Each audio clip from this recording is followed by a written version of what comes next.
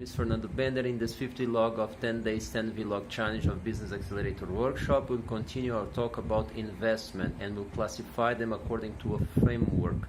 So in previous videos we talk about defining your reality B, where you want to be.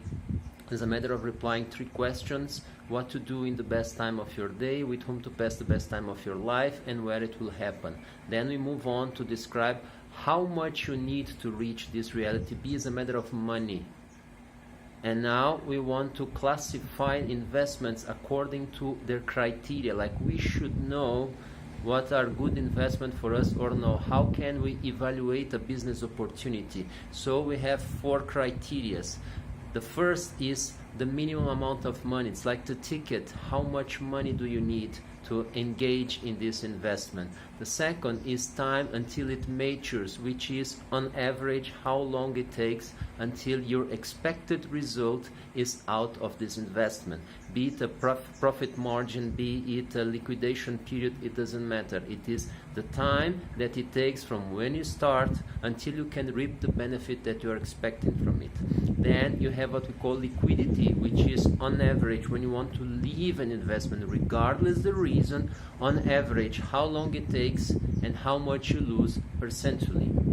And the 4th criteria is the risk, which is associated with expected gain on average and maximum loss possible on that investment. So with these 4 criteria, you can compare investment opportunities of totally different natures. Again, the minimum amount of money to enter the investment or to open the trade. The second is the average time of maturing, which is how long on average it takes until you can reap the expected profit. The third is liquidity, on average how long it takes and how much you lose when you are quitting an investment position, for example.